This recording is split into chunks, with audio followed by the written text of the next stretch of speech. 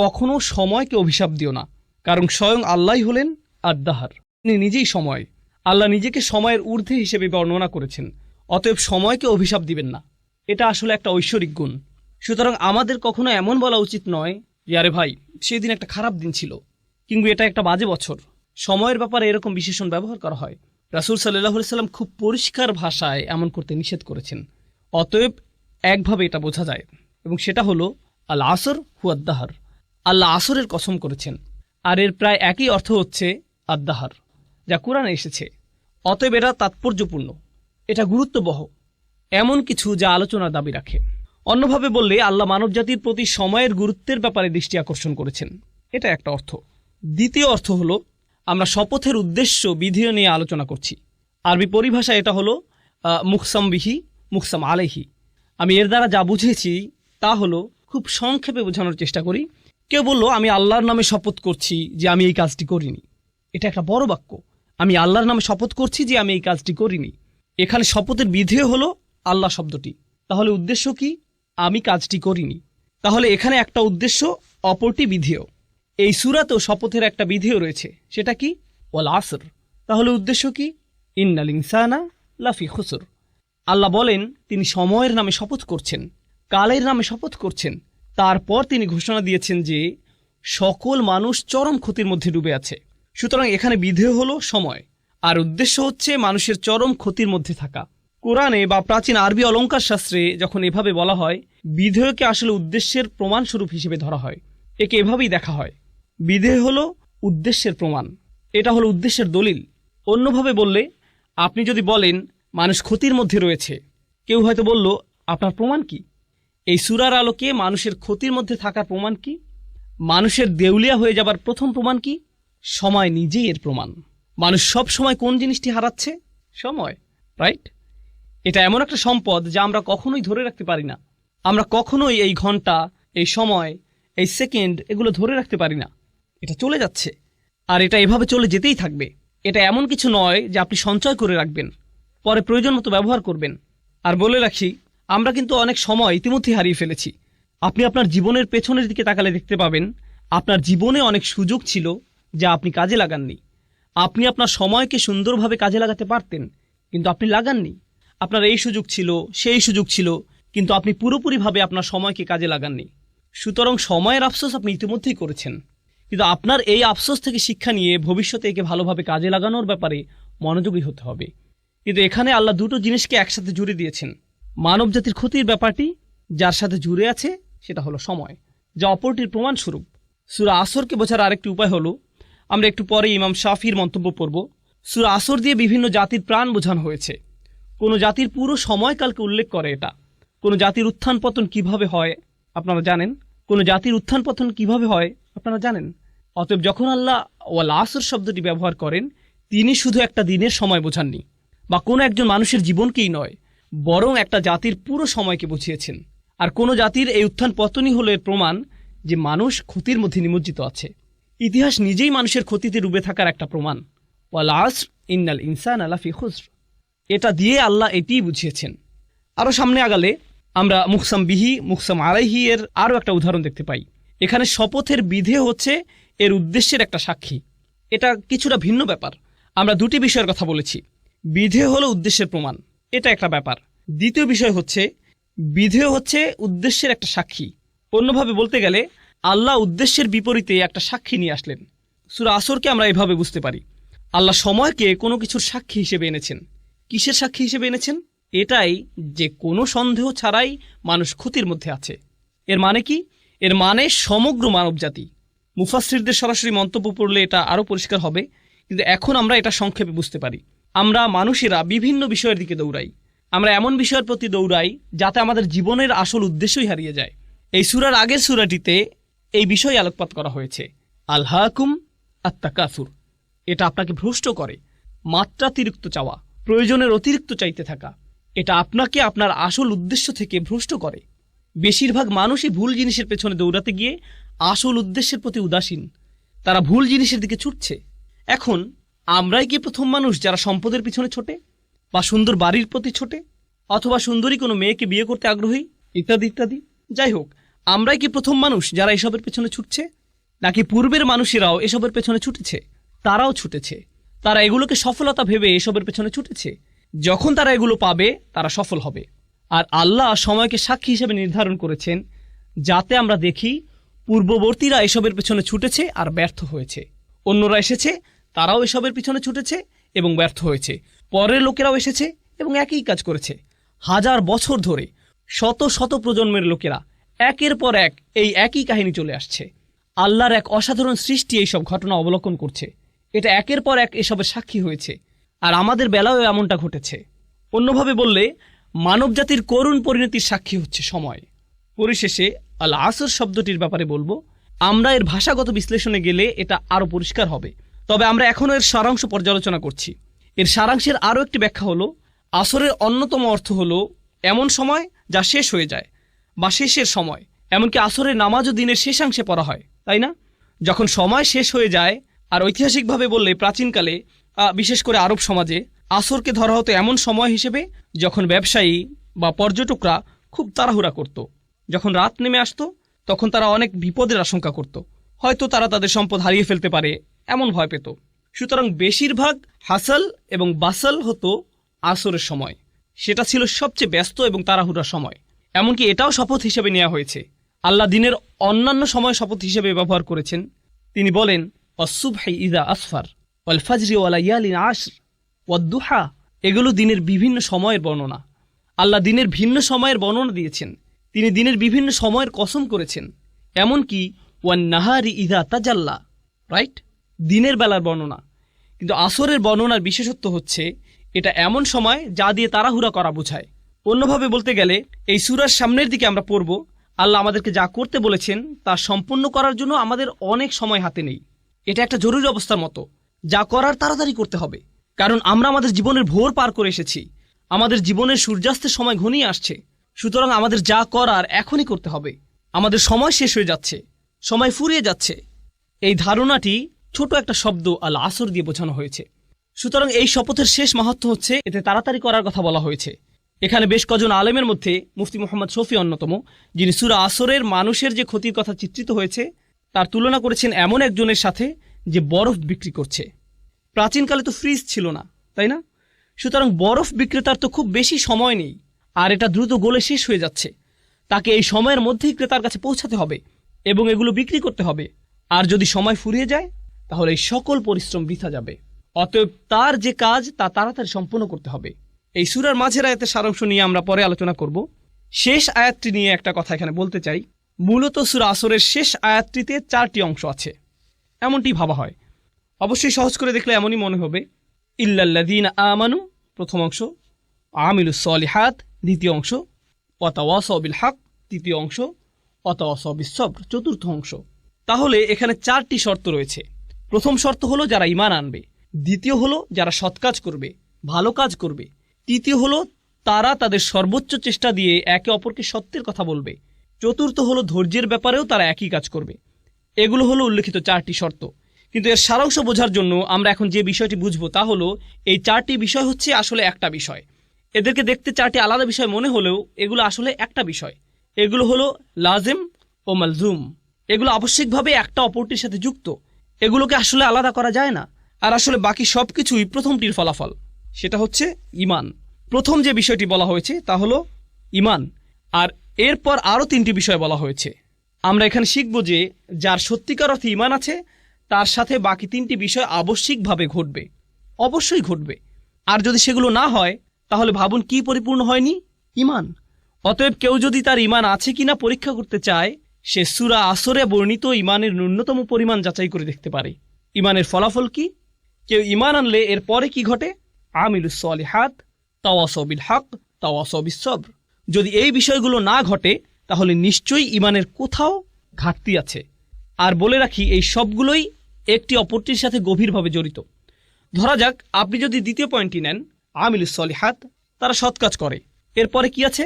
তারা সত্যকে উপভোগ করে।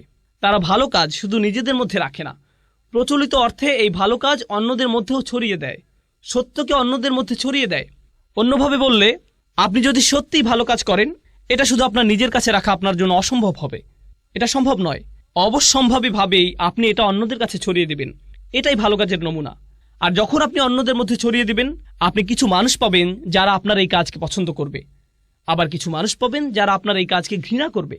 আর যখন আপনি এমন কিছু মানুষ পাবেন যারা আপনার কাজকে ঘৃণা করছে, আপনি আবশ্যিকভাবেই নিজের মধ্যে কি তৈরি করবেন? সবর। আপনার অবশ্যই এটা থাকতে হবে। এগুলো প্রত্যেকটি সম্পর্কযুক্ত বিষয়, এগুলো একটা অপরটির সাথে যুক্ত। আর সামনে এগুলো নিয়ে আমরা আরও যাচাই করবো ইনশাআল্লাহ তাআলা।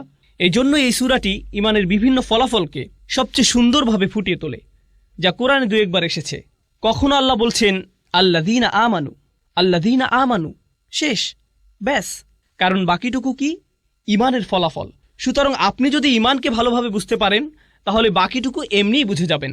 কখনো আল্লাহ একটু বাড়িয়ে বলেছেন আল্লাযীনা আমানু ও আমিলুস সলিহাত, দুটি বিষয় বলা হয়েছে।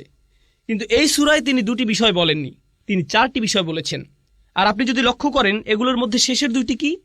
তাওয়াসাউ বিল হক, তাওয়াসাউ বিস সবর। এগুলো হলো মূলত কাজের বর্ণনা, এগুলো কাজ। সুতরাং আমিলুস সলিহাত একটা কাজ, তাওয়াসাউ বিল হক, তাওয়াসাউ বিস সবর এই দুটিও হলো আমল, আমালাইন, এই দুটিও কাজ। অন্যভাবে বললে আমরা এখানে জানতে পারলাম যে আল্লাহ দুটি কাজের প্রতি আলোকপাত করেছেন। আমি গতকালও এটা নিয়ে বলেছি, আল্লাহ এখানে এমন দুটি বিষয়ের প্রতি আলোকপাত করেছেন যা সাধারণত মানুষ এড়িয়ে যায়। যখন তারা ভালো কাজের চিন্তা করে, যখন তারা ভালো কাজ করতে চায়, এগুলো তারা সাধারণভাবে ভাবে না। তাই এখানে এই দুটি বিষয় পরিষ্কারভাবে বলে দেওয়া হয়েছে, যাতে মানুষ বুঝতে পারে যে এগুলো হচ্ছে ন্যূনতম। তাওয়াসাউ বিল হক, তাওয়াসাউ বিস সবর, এগুলো সাথে জুড়ে দেওয়া হয়েছে। এখন আমি আপনাদেরকে একটা দৃশ্য কল্পনা করতে বলবো। আমি নিজেও এটা থেকে উপকৃত হয়েছি, যা আমার শিক্ষক ডক্টর আব্দুস সামি একটা দার্সে বলেছিলেন। ডক্টর ইসরারও এটা নিয়ে বিস্তারিত আলোচনা করেছেন। আমার কাছে এটা খুবই উপকারী মনে হয়েছে। আর সূরা আসরের তাফসিরে যাওয়ার আগে আমরা এর শিক্ষাগুলো নিয়ে আলোচনা করব, এর সারাংশ বুঝব। আমরা এই সূরার শিক্ষাগুলো একজন অমুসলিমের যৌক্তিক দৃষ্টিভঙ্গির আলোকে বোঝার চেষ্টা করব। যখন আপনি একটা সমস্যার সম্মুখীন হন, হয়তো কারোর সাথে বিবাদ, জীবনের কোনো সমস্যা, যে কোনো সুস্থ স্বাভাবিক মানুষ এই অবস্থায় সর্বপ্রথম কি করবে? সে সর্বপ্রথম যেটা করবে তা হলো তার সেই সমস্যাটির অবস্থাটি ভালোভাবে যাচাই করবে। প্রথম কাজ হলো এর আসল অবস্থা বোঝা, এর সত্যিকারের কারণ খুঁজে বের করা। আপনি নিশ্চয়ই মানুষ কি বলে তা দিয়ে এটা যাচাই করবেন না, আপনি নিজেই ঘেঁটে দেখবেন। আর এটা যত বড় সমস্যা, আপনি তত ভালোভাবে এর সত্যতা যাচাই করবেন। আপনি নিজে এর প্রকৃত অবস্থা খুঁজে বের করবেন। এখানে মুসলিম হওয়ার সাথে কোনো সম্পর্ক নেই, বরং এখানে সততার প্রশ্ন। একজন সৎ মানুষ, একজন সৎ বিচারক অবশ্যই এটা করবেন। ধরুন আপনার পরিবারে কোনো বিষয় ঝগড়া লেগেছে, আপনার পরিবারের কিছু সদস্য কোনো বিষয়ে ঝগড়া করছে, আর তারা বিষয়টি আপনার সামনে উপস্থাপন করলো। অসৎভাবে আপনি কি করলেন? আপনি হয়তো আপনার একজন কাজিনকে পছন্দ করেন না, আপনি অন্যজনকে পছন্দ করেন। আপনি যাকে পছন্দ করেন না তার বিরুদ্ধে আপনার রায় দিয়ে দিলেন, ঠিক? কিন্তু সত্যিকারের সততা বা ন্যায় বিচার কি? সেটা হলো আপনি প্রথমে ঘটনার প্রকৃত অবস্থা যাচাই করবেন। ওকে, এরপর আপনি যখন সত্যটি খুঁজে পেলেন, তখন আর এটা খুঁজে পাওয়াই যথেষ্ট নয়, বরং আপনি অবশ্যই এর পক্ষে দাঁড়াবেন, আপনি এর পক্ষে রায় দিবেন। আপনাকে এই সত্যের পক্ষে কাজও করতে হবে। এটাও হতে পারে যে আপনি সত্যটি খুঁজে পেয়েছেন, কিন্তু আপনি সেই সত্যটি পছন্দ করছেন না। আর যখন আপনি সেটা পছন্দ করছেন না, আপনার মন সেই সত্যের পক্ষে কাজ করতে সাড়া দিচ্ছে না। সুতরাং আপনি যা সত্য হিসেবে বিশ্বাস করছেন তা আপনার কাজে পরিলক্ষিত হচ্ছে না। আমরা এমন অবস্থাকে কি বলি? বিশ্বাসঘাতকতা। এটাই নিফাক, এটাই বিশ্বাসঘাতকতা। কিন্তু আপনি যদি কোনো কিছুকে সত্য হিসেবে খুঁজে পান, তখন এটা নিয়ে বাঁচা, এতে লেগে থাকা, বাস্তবায়ন করা, কাজে লাগানো, এটা আপনার সততার মধ্যে পড়ে। আর এটাই আবশ্যিক ফলাফল। এখন আপনার নিজের মধ্যে এটা নিয়ে আসা একটা ব্যাপার যে এটা অন্যায়, আমি এটা আর করব না। আমি খুঁজে পেয়েছি যে এটা একটা খারাপ কাজ, আমি আর কখনো এটা করব না। আমি খুঁজে পেয়েছি এটাই আমার করা উচিত, অতএব আমি এটাই করব। এখন আপনি যখন দেখেন অন্যরা এটা করছে, আমরা এমন একটা সমাজে থাকি যেটা নিজের চরকায় তেল দাও এই নীতিতে চলে। এটা নবীদের নীতি ছিল না, এটা মুসলিমদের নীতি নয়। আমি বলতে চাচ্ছি, যদি নবীরা শুধু নিজেদের চরকায় তেল দিতেন, তাহলে নামাজ ও আল্লাহর জিকির ব্যক্তিগত হতো। সূরা মুজাম্মিলে আমরা দেখি নবী করিম সাল্লাল্লাহু আলাইহি সাল্লামকে বলা হচ্ছে, কুমিল লাইলা ইল্লা কলিলা নিসফাহু আও ইনকুস মিনহু কলিলা আও জিদ আলাইহি ওয়ারাত্তিল কুরআনা তারতিলা। কুরআন পড়ো, আল্লাহকে স্মরণ করো, এটা তার নিজের জন্য। কিন্তু অন্য সূরায় আমরা কি দেখতে পাই? মুজাম্মিল ছাড়া অন্য সূরা কোনটি? মুদ্দাসসির। ইয়া আইয়ুহাল মুদ্দাসসির কুম ফাআনযির ওয়া রাব্বাকা ফাকাব্বির। ওঠো, যাও, সতর্ক করো। কাকে সতর্ক করো? অন্যদেরকে তাদের বলো যে তারা যা করছে তা ভুল। এখন আপনি যদি আপনার সামনে কোনো কিছুকে ভুল হিসেবে জানেন আর আপনার সামনে তা হয়ে থাকে, মানুষ হিসেবে আপনি এটা মানতে পারবেন না।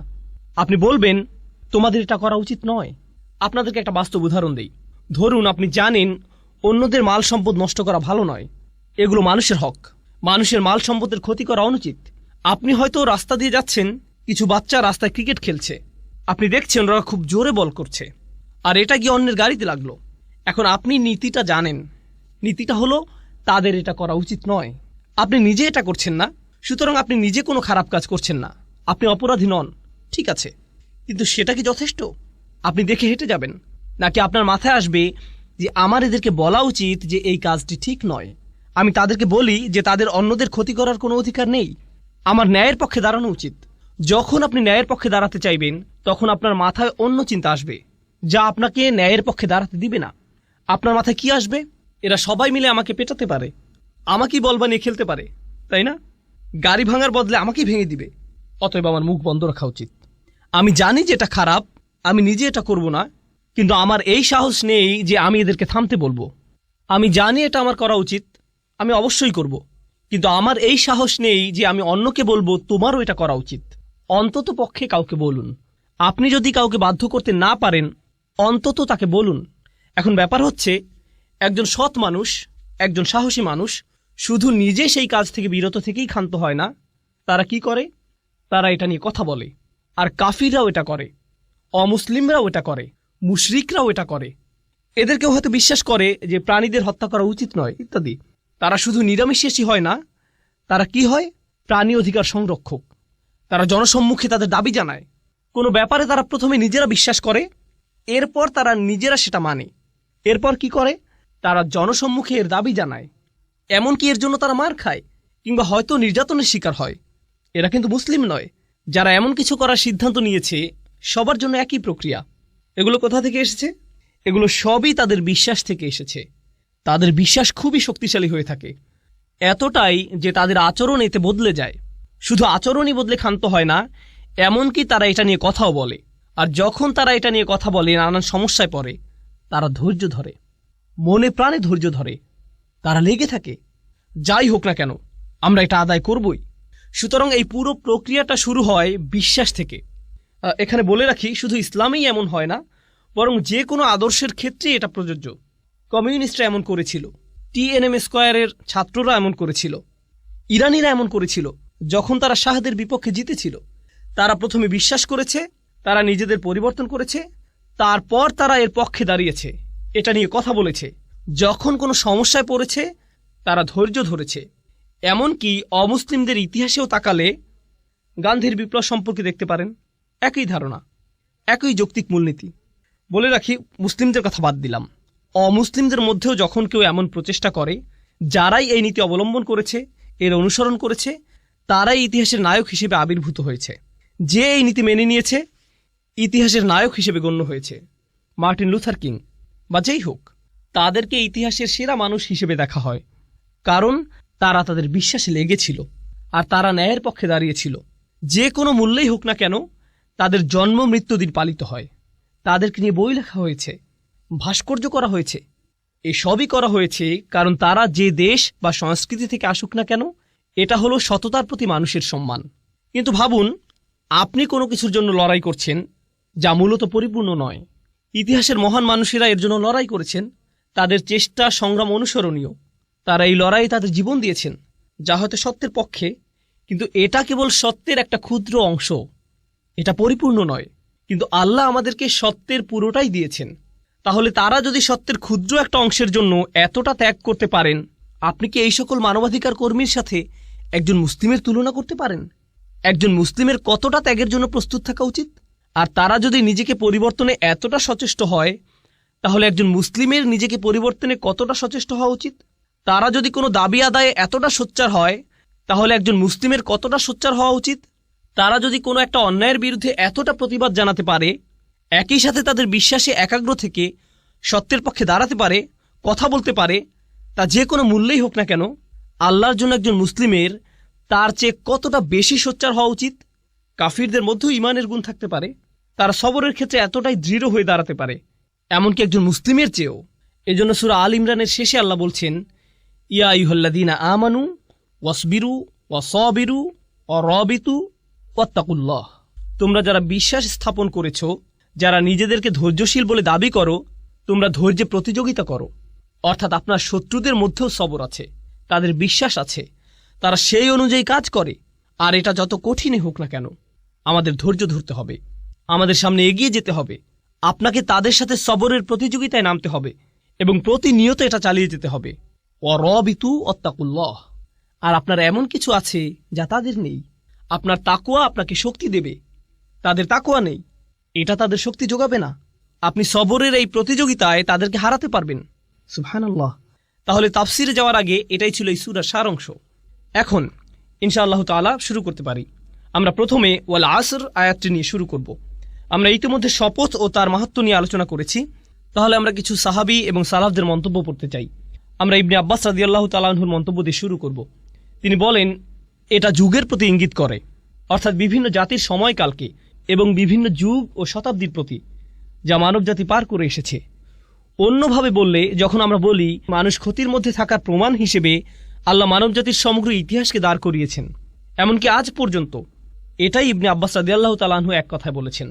ইবনু কিসান বলেছেন, আসর বলতে দিন ও রাত্রিকে বোঝানো হয়েছে। অন্যভাবে বললে, মানুষের রাত ও দিনের মধ্যে পার্থক্য অনুধাবন করে বোঝা উচিত যে সে ক্ষতির মধ্যে আছে। একজন মুসলিম যখন রাতের আধার দেখে এবং যখন সে দিনের আলো দেখে, সুবহানাল্লাহ। সুতরাং এটা বলা খুব সহজ যে দেখুন তারা কি বলছে, কিন্তু যখন তারা এটা বলছে, এর অর্থ আসলে কি? কুরআন পড়ে আমরা কি বুঝলাম, আর দিন বা রাতকে আমরা কিভাবে দেখি, আর কিভাবে আমরা সময়কে দেখি, এগুলো প্রবাহমান বিষয়। মাঝে মাঝে আমরা সালাফদের বিভিন্ন তাফসির দেখি, এক শব্দ বা দুই শব্দ, পুরো আয়াতের তাফসির মাত্র একটা শব্দ। কিন্তু আপনি যদি সেই শব্দটি নিয়ে চিন্তা করেন, আপনি বুঝতে পারবেন এই মানুষগুলো কতটা গভীর জ্ঞানের অধিকারী ছিলেন। তারা খুব অল্প কথায় অনেক কিছু বলে গিয়েছেন। এটা আমরা বললে অনেক কথার প্রয়োজন হয়, কিন্তু তারা খুব অল্প কথায় অনেক কিছু বলেছেন। তাদের ভাষা ছিল অলংকারপূর্ণ। এরপর একইভাবে হাসান আল বাসরি বলেছেন, এটা দিনের শেষাংশ থেকে সূর্যাস্ত পর্যন্ত সময়কে বোঝানো হয়েছে। এখানে আসরের শুরু থেকে সূর্যাস্ত পর্যন্ত সময়কালকে বোঝানো হয়েছে, যা আমি আপনাদেরকে আগেই বলেছি যে প্রাচীনকালে এই সময় অনেক ব্যস্ততা এবং তাড়াহুড়া থাকত। এটা দিয়ে একটা যুগের পরিসমাপ্তিও বোঝানো হয়। মানে হচ্ছে এক একটা দিন এক একটা যুগের মতো, অতএব একটা যুগের শেষ। এটা দিয়ে মূলত বোঝানো হয় যে মানুষের জীবন মূলত মৃত্যুর কিনারায়। মানুষ তার জীবন শেষ হওয়ার কিনারায় দাঁড়িয়ে, ঠিক যেভাবে সূর্যের আলো নিভে যায় আর অন্ধকার নেমে আসে। আপনার এই দুনিয়াবী জীবনটাও শেষ হওয়ার পথে, আর আপনি মৃত্যুর দিকে এগিয়ে যাচ্ছেন। বিষয়টিকে এভাবে ভাবুন, তাহলেই আপনি নিজের মধ্যে ব্যস্ততা নিয়ে আসতে পারবেন। কাতাদা রাদিয়াল্লাহু তাআলা আনহু বলেন, এটা হলো দিনের শেষ ভাগ। দুজনেই মন্তব্য করেছেন যে এটা হলো আসরের নামাজ। আসর সম্পর্কে তাদের অভিমত হলো এটা হচ্ছে সালাতুল আসর। আর এটা মূলত তাফসির করার একটা পদ্ধতির আলোকে বলা হয়। সেটা হলো, যখন আল্লাহ কোনো কিছু নিয়ে কসম করেন, তার অর্থ এটা অবশ্যই কোনো পবিত্র বিষয়। কসম করার কয়েকটি অর্থের মধ্যে এটা অন্যতম। এই পদ্ধতির আলোকে তারা বলেছেন, আসরের নামাজ হলো পবিত্র। কিভাবে এটা পবিত্র? আল্লাহ বলেন, হাফিজু আলাস সালাওয়াত ওয়াস-সালাতিল উসতা, তোমরা নামাজকে সংরক্ষণ করো, বিশেষ করে মাঝের নামাজকে। আর মাঝের নামাজ কোনটা? আসরের নামাজ। অতএব আল্লাহ এখানে আসরের নামাজের জন্য বিশেষভাবে একটা পয়েন্ট বলেছেন। আসরের নামাজের ব্যাপারে কেন তিনি বলেছেন? কারণ সেই সমাজের সাথে মিলিয়ে বলেছেন। সেই সমাজে কখন তারা সবচেয়ে বেশি ব্যস্ত থাকতো? আসরের সময়। তখনই মিটিং হতো, আসল কাজটা তখনই করা হতো। দোকানপাট তখনই সবচেয়ে ব্যস্ত থাকতো। যখন দোকানপাট সবচেয়ে বেশি ব্যস্ত থাকে, তখন সেটা বন্ধ করে নামাজে দাঁড়ানো সবচেয়ে কঠিন হয়, তাই না? যখন কোনো গুরুত্বপূর্ণ মিটিং হয়, ঠিক তখনই আসরের সময়, যাতে তাদের দুনিয়াবী কাজ তারা বাদ দিয়ে নামাজে দাঁড়াতে পারে। তাই আল্লাহ এখানে কসম করে বলছেন যে যদি তারা এটা না করতে পারে, তারা চরম ক্ষতির মধ্যে পড়ে যাবে। সুবহানাল্লাহ। তারপরে আইসারাত তাফসিরে আমরা দেখি, এখানে বলা হয়েছে আদ-দাহরু কুল্লুহু, আসর দিয়ে পুরো সময়কে বোঝানো হয়েছে। আর শাব্দিক বিশ্লেষণে আমরা দেখতে পাই এতে আছে আদ-দাহর ও আল আসর। সূরা ইনসানে আল্লাহ বলছেন, হাল আতা আলাল ইনসানি হিনুম মিনাদ-দাহর। এখানে দাহর শব্দটি ব্যবহৃত হয়েছে, আর এই সূরায় আসর শব্দটি ব্যবহৃত হয়েছে। অতএব আমরা এই দুইটি শব্দের মধ্যে পার্থক্য বুঝতে পারলাম। যাই হোক, আইসারাত তাফসিরে সময়কে বা সময়ের কিছু অংশকে বোঝানো হয়েছে। এখানে সময়ের অংশ বলার কারণে কিছু কিছু মুফাসসির বলছেন আসর বলতে এখানে নবীজি সাল্লাল্লাহু আলাইহি সাল্লামের জীবনকালকে বোঝানো হয়েছে। তারা একে এভাবে ব্যাখ্যা করেছেন, কারণ কোরআনের অন্যান্য জায়গায় আল্লাহ নবীজির জীবনের শপথ করেছেন, লা উমরুকা, তিনি নবী সাল্লাল্লাহু আলাইহি সাল্লামের জীবনকালে শপথ করেছেন। তাই তারা এখান থেকে এই অর্থ নিয়েছেন যে যখন আল্লাহ বলেন ওয়াল আসর, তার অর্থ এটা দিয়ে নবীজি সাল্লাল্লাহু আলাইহি সাল্লামের জীবনকে বোঝানো হয়েছে। অন্যভাবে বললে শেষ নবীর জীবনকে পুরো মানবজাতির জন্য এমনভাবে পাঠানো হয়েছে, যদি তারা তাকে অনুসরণ না করে তবে তারা ক্ষতির মধ্যে পড়ে যাবে। এ দুটোর মিল বুঝতে পারছেন? কারণ এটা হচ্ছে এই পৃথিবীর সূর্যাস্তের সময়ের মতো, সূর্যাস্ত হওয়ার মতো ঘটনা। তিনি হচ্ছেন শেষ নবী। শেষ নবীর আগমন এই পৃথিবীর শেষ হওয়ার জন্য অনেক বড় একটা নিদর্শন, আর তার জীবনটাই মানুষের এই চরম ক্ষতির অনেক বড় একটা প্রমাণ। সুতরাং এভাবে তারা আল আসর শব্দটির ব্যাখ্যা করেছেন। এরপরে আল জুজাজি বলেন অর রব্বিল আসর। আসলে মুফাসসিরদের মধ্যে কিছু কিছু মুফাসসির এভাবে ব্যাখ্যা করেছেন, যখন আল্লাহ তাআলা কোনো সৃষ্টি নিয়ে কসম করেন তারা ধরে নেন রব শব্দটি মাহযুফ, এর আগে রব ধরে নিতে হবে। সুতরাং তিনি বলেন আমি সময়ের স্রষ্টার নামে শপথ করছি। যখন আল্লাহ বলেন ওয়াল ফাজর, এই মুফাসসিরগণ এর ব্যাখ্যা করেছেন অরব্বিল ফাজর ওয়াদ্দুহা অরব্বিদ্দুহা, এভাবে তারা এগুলো ব্যাখ্যা করেছেন। ইতিহাসে কিছু মুফাসসির এমনটি সবসময় করে গেছেন। যদিও এই মতটি সংখ্যায় নগণ্য, তবু আমি এটা আপনাদের সাথে শেয়ার করা জরুরি মনে করি, কারণ এটাও আহলে সুন্নাহ ওয়াল জামাতেরই অংশ, এটা আমাদের ইতিহাসেরই অংশ। যাই হোক, সবশেষে ইবনে কাসির রাহিমাহুল্লাহ বলেন এটা দিয়ে পুরো সময়কে বোঝানো হয়েছে, যাতে আদম আলাইহিস সালামের সন্তানদের যে কোনো কাজ সংঘটিত হয়েছে, তা হোক ভালো কাজ বা মন্দ কাজ। আর এই ভালো মন্দ উল্লেখ করে তিনি বলতে যাচ্ছেন যে মানুষ যাই করে তার বেশিরভাগই কি হয়, খারাপ না ভালো। যেহেতু তারা খারাপ কাজটাই বেশি করে, তাই তারা ক্ষতির মধ্যে আছে। সময় দিয়ে বোঝানো হয়েছে তাদের দুটো করারই সামর্থ্য আছে, কিন্তু তারা যেহেতু বেশি খারাপ কাজ করে, তাই তারা ক্ষতির মধ্যে আছে। এখন আমরা শুধু আসর শব্দটির শাব্দিক বিশ্লেষণ দেখব। আসর শব্দটি একটা ক্রিয়ামূল থেকে এসেছে, যার মূল শব্দ হল আসরাহু আও ইতাসারাহু, দুটি ব্যবহৃত হয়েছে।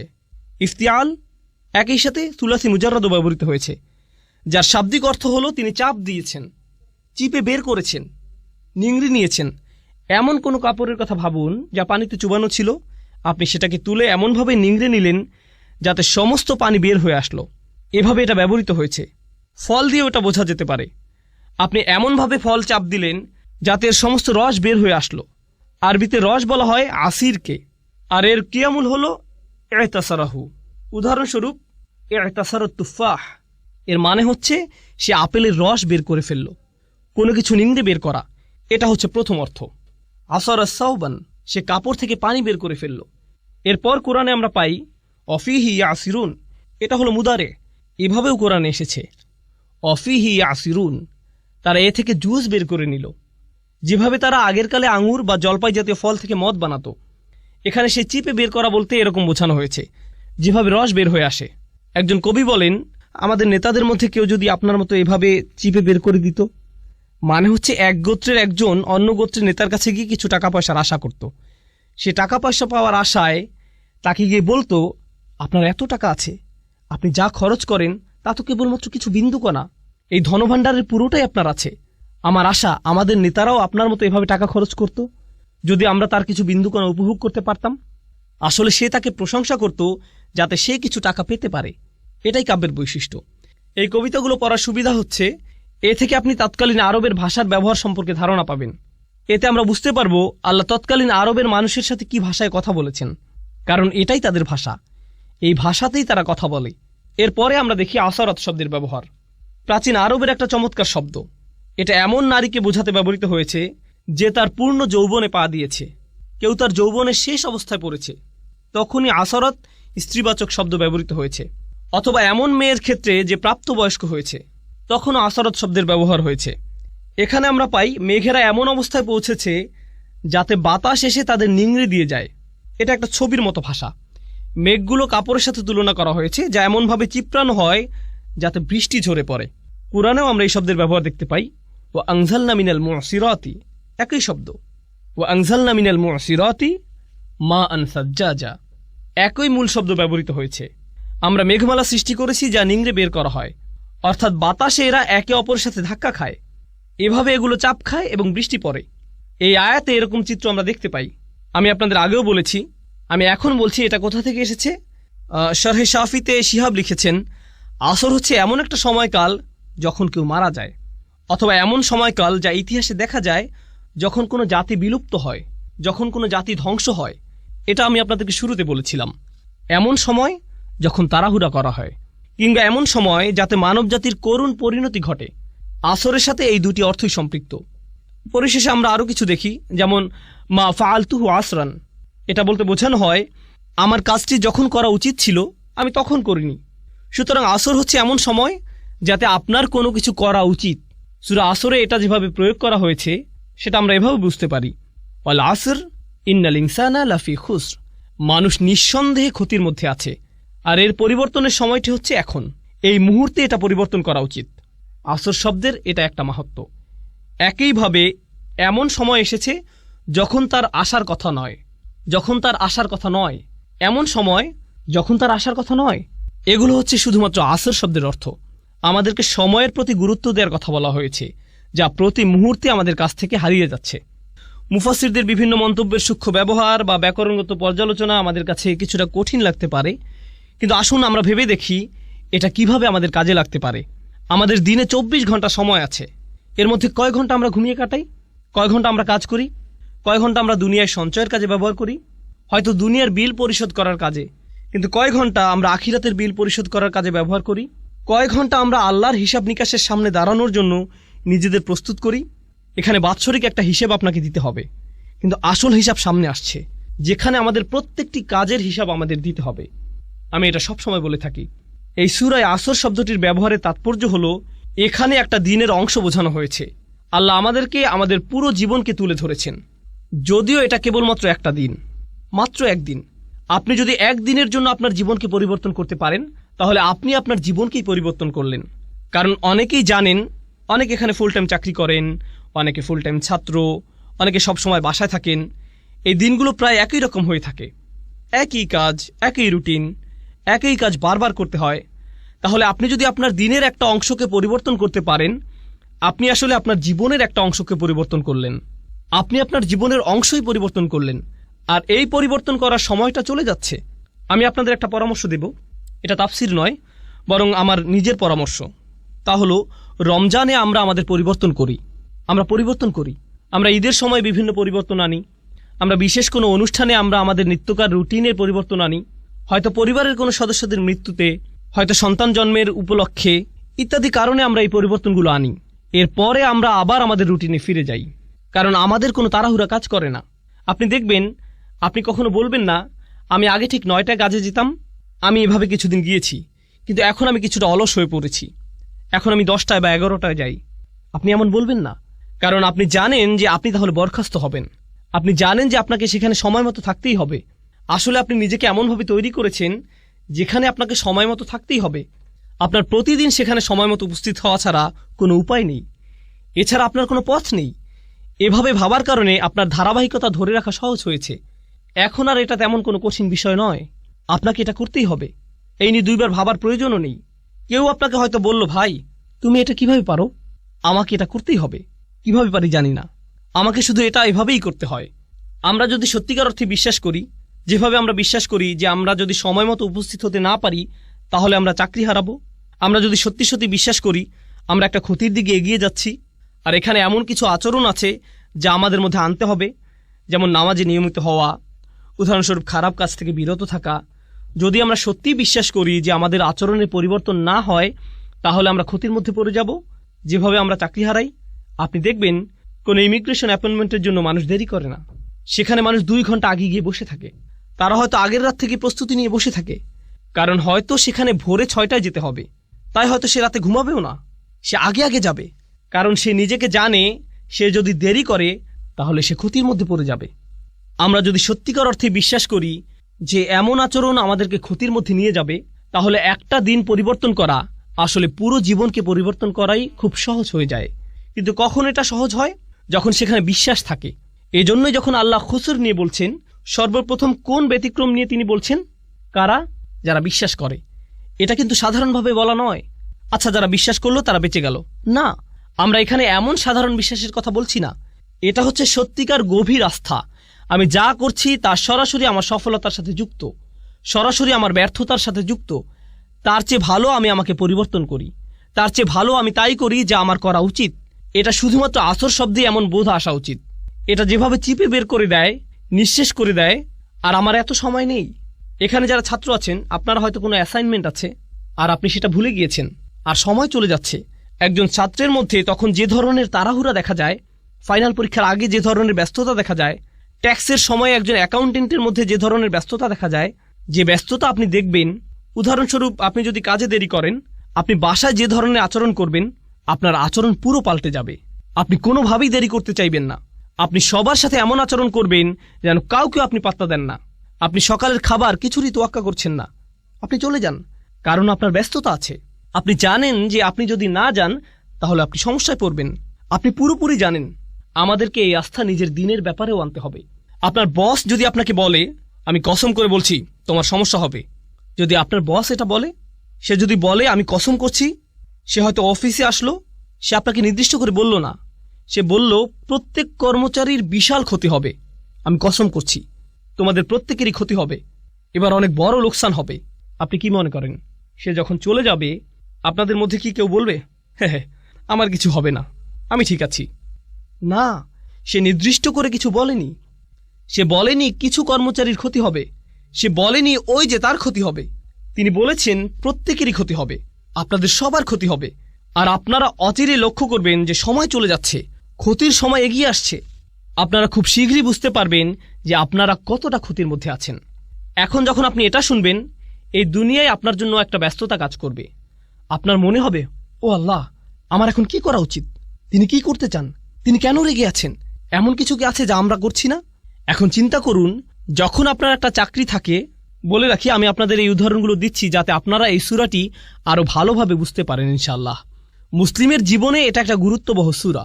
এটা একজন মুসলিমের জন্য এমন একটা উপহার যা আল্লাহ মাত্র 3টে আয়াতের মাধ্যমে দিয়েছেন, যা আমাদের জীবনকে পরিবর্তন করে দিতে পারে। তিনি আমাদেরকে পুরো কোরআন মুখস্থ করতে বলেননি, শুধু সূরা আসরটা মনে রাখবেন। সুবহানাল্লাহ, দেখবেন এটা কিভাবে আপনার জীবনকে পরিবর্তন করে দেয়।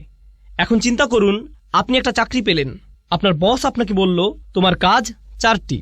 প্রতিদিন আপনার কয়টি কাজ আছে? 4টি। মাঝে মধ্যে আপনার বস আপনাকে এমন কাজ দিবে যা আপনি খুব সহজেই পারবেন, আবার মাঝে মধ্যে আপনার এমন কাজ থাকবে যা আপনার করতে ভালো লাগবে না। কিন্তু যেহেতু আপনি এই চাকরিটি করছেন, আপনার কয়টি কাজ করতে হবে? সবগুলোই। আপনার হয়তো 2টি করতে ভালো লাগে, কিন্তু আপনাকে 4টিই করতে হবে। 2টি আপনার ভালো লাগে, 2টি আপনার ভালো লাগে না, কিন্তু 4টি কাজই আপনি করেন। এখন যদি কেউ মনে করে, বা আমি যদি মনে করি আমি শুধু 2টি কাজ করব, কারণ আমি এই 2টি খুবই ভালো পারি, আমি বাকি 2টি নিয়ে চিন্তা করব না, আমি এমনকি এগুলো ছুঁয়েও দেখব না। বস যখন দেখবে আমি এই 2টি কতটা ভালোভাবে করেছি, সে কি বাকি 2টির কথা ভুলে যাবে? এগুলো নিয়ে কোনো সমস্যা হবে না? তাহলে আপনি বাকি 2টি কাজ করলেন না। আপনার বস 1 সপ্তাহ পর আসলো, কত দূর করেছ? কাজের অগ্রগতি কি? আমি প্রথম কাজ 2টি শতভাগ করেছি। ও আচ্ছা, বাকি 2টির কি অবস্থা? আসলে আমি ওই 2টি করব না, কিন্তু দেখুন আমি এই প্রথম 2টি কত ভালোভাবে করেছি। এই লোকের কি অবস্থা হবে? আপনাদের কি মনে হয়, সে কি তার চাকরিটা ধরে রাখতে পারবে? আপনি যদি সম্পূর্ণভাবে সেগুলো নাও করেন, আপনাকে যে 4টি কাজ দেয়া হয়েছে সে 4টি কাজ আপনাকে করতেই হবে। আপনি হয়তো শতভাগ করতে পারেননি, কিন্তু আপনাকে প্রত্যেকটির অন্তত 70 ভাগ কাজ হলেও করতে হবে। এটা কোনো একটা কাজের 100% করার চেয়েও ভালো। বুঝতে পারছেন? তাহলে যখন আল্লাহ 4টি কাজের কথা বলছেন, ইল্লাল্লাযীনা আমানু ওয়া আমিলুস সলিহাত ওয়া তাওয়াসাউ বিল হক ওয়া তাওয়াসাউ বিস সবর, তখন আমরা বলি ঈমান। আমাদের ঈমান নিয়ে কাজ করতে হবে, কিছু ভালো কাজ। আর আর বাকিগুলো, ওগুলো তো আলেমদের জন্য, ওগুলো শায়েখদের কাজ, ওগুলো দায়ীদের কাজ, ওগুলো অন্যরা করবে, এগুলো আমার কাজ নয়। তাহলে আপনি এখানে কি করছেন? আল্লাহ বলেন এই 4টি কাজ যারা করবে না তাদের প্রত্যেকেই বিশাল ক্ষতির মধ্যে আছে, কিন্তু আপনি শুধু 2টা করছেন, বা 1টা বা 3টা। ব্যাপারটা এমনই, আপনি এর মধ্যে থেকে বাছাই করছেন যে আপনাকে ক্ষতির মধ্যে নিয়ে যাবে, এর কোনো ফলাফল পাবেন না। এই সূরার মাধ্যমে এমন দৃষ্টিভঙ্গি আমাদের তৈরি করতে হবে। আমি আজকে আরও 10 মিনিট নেব, সম্ভবত আমাদের তৃতীয় একটা সেশনের প্রয়োজন হবে ইনশাআল্লাহ তাআলা। আমি ভেবেছিলাম হয়তো আমাদের 3টা সেশন লাগতে পারে, ওয়ালিল্লাহিল হামদ। আচ্ছা, এখন একটু ইন্নাল ইনসানা লাফি খুসর এটা নিয়ে কথা বলা যাক। প্রথমত, ইন্না শব্দটি আরবি ভাষায় ইন্না দিয়ে কেবলমাত্র নির্দিষ্টতা বোঝায় না, বরং এমন লোকদের প্রতি ইঙ্গিত করে যারা আপনার কথায় সন্দিহান। ইন্না শব্দটির মাধ্যমে এখানে ইন্নাল ইনসানা লাফি খুসর এই আয়াতের মাধ্যমে আমরা বুঝতে পারি যে বেশিরভাগ মানুষ যখন এটা শুনে কি করে? তারা অবিশ্বাস করে। তারা ভাবতে পারে না যে এতটা খারাপ হতে পারে, এটা আসলে এত খারাপ হতে পারে না। আপনি খুবই হতাশাজনক কথা বলছেন, এটা এত খারাপ নয় ভাই। তাই আল্লাহ আপনাকে সুনিশ্চিত করে বলছেন অবশ্যই এটা এমনই। ইন্না ভাষাগতভাবে এটা ইজালাতিশ শাক, এটা সন্দেহ দূর করার জন্য ব্যবহৃত হয়েছে। তার মানে এই সন্দেহ আগে থেকেই ছিল। আপনি হয়তো ভাবছেন এটা কাফিরদেরকে বলা হচ্ছে। কিছু কিছু মুফাসসির বলছেন আল ইনসান আই আল কাফির, কিন্তু কিছু কিছু মুফাসসির আবার এর বিপক্ষে শক্ত প্রমাণ উপস্থাপন করেছেন। কিভাবে? কারণ এর শেষের ইল্লা দিয়ে ব্যতিক্রম বুঝিয়েছে। কারণ আল্লাহ এখানে পুরো মানব জাতির ব্যতিক্রম উল্লেখ করেছেন। যদি তিনি এখানে কাফিরদেরকে বুঝাতেন তাহলে ব্যতিক্রম উল্লেখ করার প্রয়োজন হতো না। কাফির তো কাফিরই, কিন্তু যেহেতু এখানে ইল্লা দিয়ে ব্যতিক্রম বোঝানো হয়েছে, সেহেতু এখানে প্রত্যেকটি মানুষকে আলাদাভাবে বোঝানো হয়েছে। এখন আমরা ইনসান শব্দটি সংক্ষেপে বুঝতে চাই। ইনসান শব্দটি আমরা আগেও পড়েছি, কারণ এই শব্দটি আগেও বহু সূরায় এসেছে। ইনসান শব্দটির কয়েকটি মূল আছে, এর মধ্যে একটা হলো নিসিয়ান, মানে হলো ভুলে যাওয়া। অর্থাৎ মানুষকে মনে করানো প্রয়োজন যে সে খুব ভয়াবহ ক্ষতির মধ্যে আছে, কিন্তু পরক্ষণেই কি ঘটে? সে ভুলে যায়। আপনি খুতবা শুনেন, আপনাকে স্মরণ করানো হয়, আপনার চিন্তা আসে আর আপনি ভাবেন ভাই আমার কাজের ব্যাপারে সচেতন হওয়া প্রয়োজন। আর যখন আপনি মসজিদের পার্কিংয়ে হয়তো কোনো গাড়ি দেখলেন, আপনি সব ভুলে গেলেন। ইনসান, আল্লাহ মানুষকে এই পৃথিবীতে পাঠানোর আগে এই মানুষের ব্যাপারে এটা বলে দিয়েছেন। আলাস্তু বিরব্বিকুম ক্বালু বালা শাহিদনা। সূরা আরাফে তিনি বলেন, আমি কি তোমাদের প্রভু নই? আমরা বলেছিলাম হ্যাঁ অবশ্যই আপনি আমাদের প্রভু, আমরাই এর সাক্ষী। আমরা পৃথিবীতে আসার আগেই আল্লাহকে এই সাক্ষী দিয়ে এসেছি যে তিনি আমাদের প্রভু। আর এখন আমরা ভুলে গিয়েছি, আমাদের মনে নেই। আমরা লা ইলাহা ইল্লাল্লাহ বলার গুরুত্ব হারিয়ে ফেলেছি। মুহাম্মদুর রাসূলুল্লাহ সাল্লাল্লাহু আলাইহি সাল্লাম এই বলার শক্তি হারিয়ে ফেলেছি, আমরা ভুলেই গেছি। সুতরাং ইনসান শব্দটি এখানে ফার্দদের সমর্থক হিসেবে এসেছে, আলাদা ব্যক্তি। আর নাফস লোকটি, কিছু শব্দ আছে যেগুলো সমর্থক, আল বাশার মানুষ, আর নাস, কিন্তু এখানে এসেছে ইনসান। এর দুইটা তাৎপর্য আছে, একটা হলো আমাদের ভুলে যাওয়ার প্রতি ইঙ্গিত, আর দ্বিতীয় হলো ইনসান শব্দটি দিয়ে আলাদা ব্যক্তি বোঝায়, যা হলো ইসমে জিন্স। এর মাহাত্ম্য হলো এই শব্দটি দিয়ে দুটি বিষয় বোঝানো হচ্ছে। এটা সমগ্র মানব জাতিকে সম্পৃক্ত করে, আবার একই সাথে এটা একক বোঝায়। এখানে শিক্ষণীয় একটা বিষয় আছে। ইনসান শব্দটির ব্যাপারে ছোট একটা বিষয় বলে আজকে শেষ করবো ইনশাআল্লাহ। তা হচ্ছে দায়িত্বের ব্যাপ্তি নিয়ে। মনোবিজ্ঞানে দায়িত্বের ব্যাপ্তি বলে একটা কথা আছে। এখানে যারা আছেন আমি আপনাদের সহজ করে বাড়ির উদাহরণ বা একটা ক্লাসরুমের উদাহরণ দিব। আমার বাসায় আমার বাচ্চারা আছে, আলহামদুলিল্লাহ আমার 5 জন সন্তান আছে। তারা সারা বাড়ি ছুটাছুটি করে। আমি যখন বাসা থেকে বের হয়ে যাই তখন যদি বলি দুষ্টুমি করো না, এটা বলে যদি দরজা বন্ধ করে দিই, আমি শুধু বললাম দুষ্টুমি করো না, তারা কি দুষ্টুমি করবে না? করবে। এটাই হচ্ছে দায়িত্বের ব্যাপ্তি। কিন্তু আমি দরজা খুলে যদি বলি হুসনা তোমার বোনকে জ্বালাবে না, ওয়ালিয়া দেয়ালে আঁকবে না, হুদা চিৎকার করবে না, আহমেদ ঘুমাতে যাও, আমি যদি নির্দিষ্ট করে বলি, তাহলে কি তারা তাদের দায়িত্বের ব্যাপারে বেশি সচেতন হবে না? অবশ্যই। যদি আমি সাধারণভাবে বলি তাহলে কি হবে? এটা নিশ্চয়ই অন্য কারো ব্যাপারে বলছে, তাহলে আমি ঠিক আছি। বুঝতে পারছেন? শিক্ষক ক্লাসে বললেন, ছাত্ররা হয়তো অনেক চেঁচামেচি করছে, শিক্ষক বললেন সবাই চুপ করো, সবাই কি চুপ করবে? কিন্তু শিক্ষক যদি একজনকে নির্দিষ্ট করে বলেন, বাকিদের জন্য উদাহরণ তৈরি করেন, সবার চিৎকার বন্ধ। বলে রাখি শিক্ষকদের জন্য এটা একটা ভালো পরামর্শ। আপনি একজনকে বলবেন করিম তুমি কি এভাবে কথা বলতেই থাকবে, একজনকে বলেন, সবার তখন কি হবে বলুন তো? সবাই চুপ। কেন? আপনি নির্দিষ্ট করে বলেছেন। এখানে দায়িত্বের কোনো প্রসারণ নেই, এখানে কোনো ভাগ নেই। আর বেশিরভাগ সময়ই যখন কাউকে দায়িত্ব দেয়া হয় সে ভাবে এটা গুরুত্বপূর্ণ, কিন্তু অবশ্যই অন্য কেউ আছে যে এটা করতে পারে। হ্যাঁ, এখানে সমস্যা আছে। ধরুন শিক্ষক ক্লাসে প্রবেশ করলেন, এসে বললেন তোমরা বিশাল সমস্যায় পড়তে যাচ্ছ। এটা কিছুটা ভয়ের, কিন্তু আমি যদি করিমকে বলি করিম তুমি জানো না তুমি কতটা সমস্যায় পড়তে যাচ্ছ, এটা কি করিমের জন্য অনেক বেশি ভয়ের না? অবশ্যই, তাই না? তাহলে এখানে যদি বলা হতো ইন্নান নাস আলা ফি খুসর, মানুষ ক্ষতির মধ্যে আছে, এটা একরকম। কিন্তু এখানে এসেছে ইন্নাল ইনসানা লাফি খুসর, প্রত্যেক এক এবং একক আলাদা ব্যক্তি ক্ষতির মধ্যে নিমজ্জিত আছে। তাহলে যখন কেউ এই আয়াতটি শুনবে তার কার ব্যাপারে ভাবা উচিত? তার নিজের ব্যাপারেই, অন্যদের কথা বাদ। অন্যরা এখানে আসবে না, আমি নিজেই বিশাল ক্ষতির মধ্যে আছি, আমার এই মুহূর্তে অন্য কারো ব্যাপারে ভাবা উচিত না, আমার শুধু নিজের কথাই ভাবা উচিত। যখন নিজেদের আমল প্রসঙ্গে আসে যা বিচারের দিনে আমাদেরকে বাঁচিয়ে দিতে পারে, এখানে কোনো ছাড় দেওয়া যাবে না। সেদিন মা তার সন্তানকে চিনবে না, মা তার সন্তানকে চিনবে না। রাসূল সাল্লাল্লাহু আলাইহি ওয়াসাল্লাম বাদে অন্য সব নবীই বলবেন আমি তোমাদের জন্য সুপারিশ করতে পারবো না, অন্য কোথাও যাও, তোমাদের দেওয়ার মতো আমার কাছে কিছুই নেই। এটা এমন একটা দিন যেদিন ভাই ভাইয়ের কাছ থেকে দূরে সরে যাবে। সবচেয়ে ভালো বন্ধু আর সেদিন বন্ধু থাকবে না। ইয়াউমা ইয়াফিরুল মারউ মিন আখিহি ওয়া উম্মিহি ওয়া আবিহি ওয়া তাকাত্তাআত বিহিমুল আসবাব। সবচেয়ে ভালো বন্ধু আর সেদিন বন্ধু থাকবে না। ওয়া তাকাত্তাআত বিহিমুল আসবাব। ইয়াউমা ইয়াফিরুল মারউ মিন আখিহি ওয়া উম্মিহি ওয়া আবিহি। আপনি আপনার পরিবারকে এতটাই ভালোবাসেন। এখানে বলে রাখি, মাঝে মধ্যে মানুষের ভালোবাসার কারণে আমরা খুবই খারাপ কাজ করে ফেলি। আমরা সত্যিকারই খুব খারাপ কিছু করে ফেলি। আর সেদিন যাকে জাহান্নামে নিক্ষেপ করা হবে সে বলবে, ওয়ামান ফিল আরদি জামিআ সুম্মা ইউনজিহ।